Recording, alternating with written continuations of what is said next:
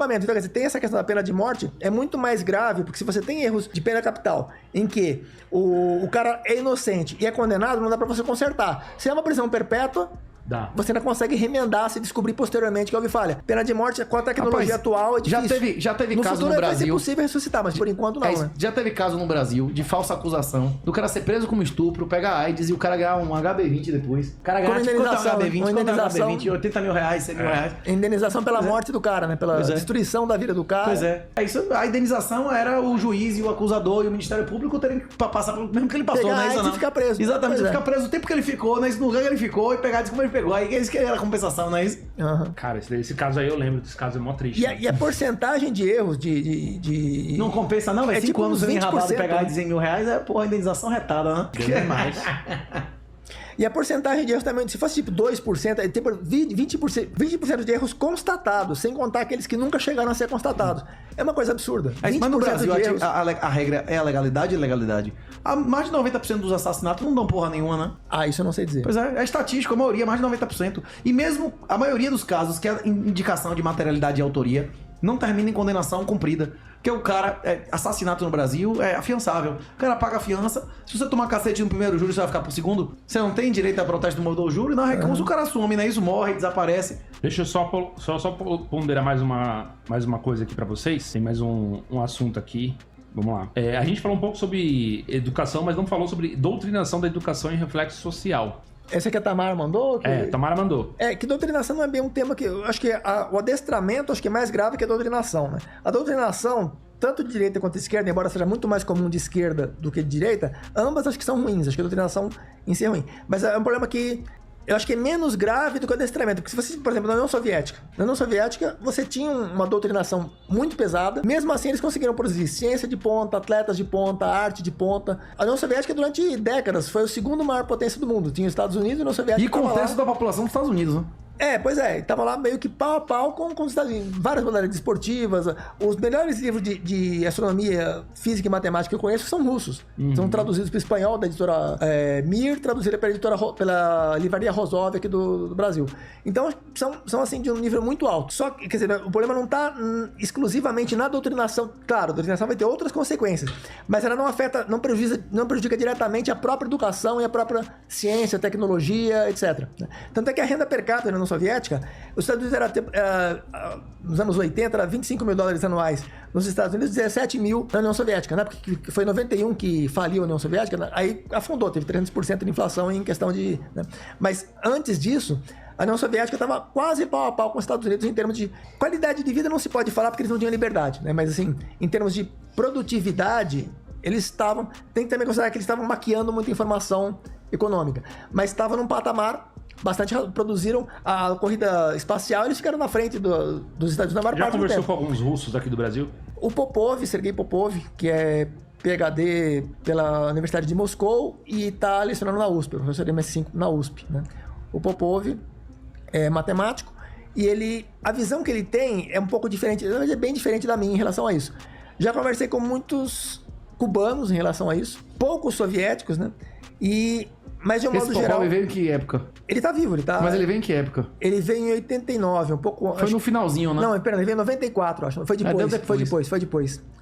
Porque aí foram saíram da União Soviética, foram a vários lugares do mundo, né? Começaram a espalhar e vieram alguns, inclusive, pro Brasil, em 94. Então, mas essa questão. Então, eu acho que o adestramento é muito mais grave do que a doutrinação, porque o adestramento, ele permanece meio que no estágio de idade da pedra. Porque se não houvesse um mundo fora do Brasil, aqui seria tudo índio. Estaria, sabe, vivendo em Goca, caçando com arco e flecha, vivendo 25 anos, morrendo com dente cariado, morrendo pegava uma gripe e morria. Ia estar um padrão, assim, muito primitivo.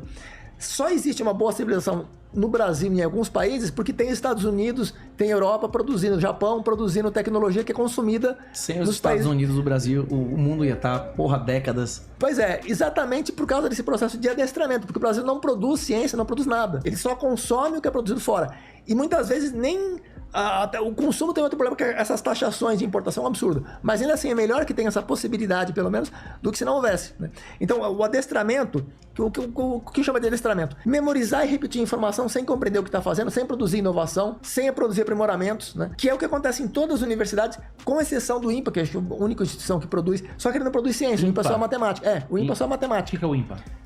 Instituto de Matemática Pura e Aplicada. É a única instituição no Brasil que produz inovações de alto nível mundial. A única que... Nem só ITA, que é matemática. IME, nada? O ITA é um treinamento para engenheiros para trabalhar para banco. Eles vão produzir engenheiros altamente capacitados, mas capacitados para quê? Para produzir inovações? Não. Para repetir informações que eles foram... As provas do ITA, compara, por exemplo, uma prova de Olimpíada da Matemática com uma prova do ITA. A prova do ITA você memoriza e repete uma quantidade gigantesca de informação. A Olimpíada da Matemática você tem que compreender alguma coisa que não está explícito no enunciado, você tem que descobrir, fazer uma descoberta, uma inovação ali.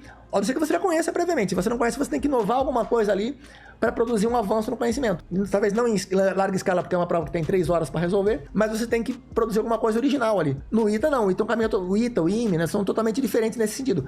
São pessoas altamente capacitadas dos dois. O Tarcísio, por exemplo, veio do Instituto Militar de Engenharia. Ele foi aluno do José Paulo Diegues, né, que foi meu prefácio do livro do MCH.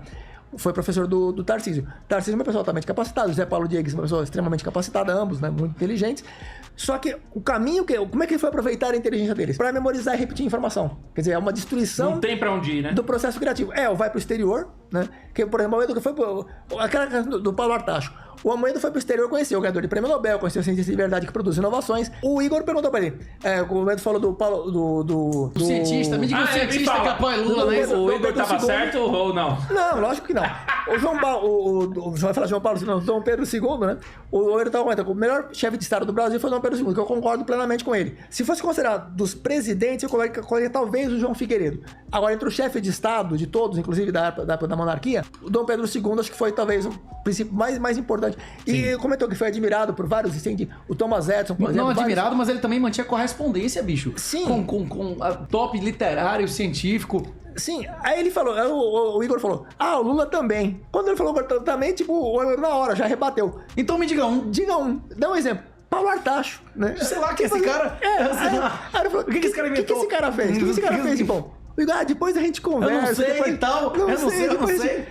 Mas que grande cientista é esse? Você não sabe nem a contribuição do cara, que porra é essa? Sem querer desmerecer o Paulo. Ele nem é um cientista, quanto mais ele é um pesquisador. Ele é um pesquisador certo, tem vários artigos publicados. Leciona na universidade, né? Tem um H-index relativamente alto. Ele não é uma pessoa anônima, é uma pessoa... Só que o que ele produz de inovação? Nada. Nunca produziu nenhuma inovação, né? Então o Brasil, ele trabalha... E eu espero que o Brasil cultua esse tipo de ausência de criação intelectual. Ele cultua, e ele é considerado lá em cima, tipo, o Paulo Artacho, porque ele tem 400 artigos, dá índice de 30 mil. Por que ele produziu de inovador? Nada, nunca produziu. Foi esse o cara que o Igor citou, o cara que não produziu nada. Foi. E você não é só esse, você pega vários. Quais são os brasileiros que produziram inovações relevantes na área acadêmica? Cita um. Miguel Nicoleles. Não, se você pega a escala mundial... Pô, aí fudeu. Tinha o Zap, eu não sabia, pensei que essa ia questão do dar Nicoleles certo. foi comentado no meu... É uma pessoa extremamente inteligente, eu não quero desmerecer nenhum deles, porque são realmente... O Paulo Artacho é uma pessoa extremamente capacitada. São acadêmicos, pessoas que fizeram... São pessoas que fazem o trabalho. Agora, o que ele produziu de inovador relevante? O careca lá, o de Cambridge, qual é o nome dele? Não sei o que você quer dizer, Alexandre de Moraes. O César Landas. Esse é inteligente ou não é? Esse é demais. Ele inventou muita coisa também, né? Inventou coisa que nunca Esse existia. daí inventou. Esse inventa coisa pra caralho. Esse daí é invenção. O pessoal fala muito do César Lattes. Sabe o que é César Lattes? César lá. Não, eu ia falar outro, mas pode falar. Pode falar. Não, eu não lembro, mas tem o cara careca também que tava refutando a Terra plana esses dias. Aí... O Marcelo Gleiser? Não sei se esse tá mesmo, careca. aí, o de Cambridge. Marcelo Gleiser? Ele não é de Cambridge. Ele Ele não é de Cambridge. Ele é da London School. Não é de Cambridge. Não é de Cambridge. London School. Se eu não me engano, não tenho certeza, mas ele não é de Cambridge, não é. Tá. Mas então, aí que tá. É complicado criticar essa pessoa, porque eles são pessoas que são respeitáveis. São pesquisadores sérios, produzem vários artigos, só que o que tem de inovador nesses artigos? E nem é culpa deles, porque eles meio que foram doutrinados para produzir. E nem eles foram adestrados para produzir artigos. A própria CAPES, o CNPq, a FAPESP, eles não incentivam a produção original. Eles pagam pro cara produzir. Escreve 50 artigos aí em 20 anos. Quer manter sua bolsa? Você vai ter que publicar 2 artigos por... Só que são artigos que não tem nada, não tem inovação nenhuma. É só pra Graças a Deus cumprir eu fugi meta. dessa daí, velho. É só pra cumprir meta. Agora você vai, por exemplo, o Amoedo foi na Holanda, foi nos Estados Unidos. Como é que é a produção lá? É totalmente diferente.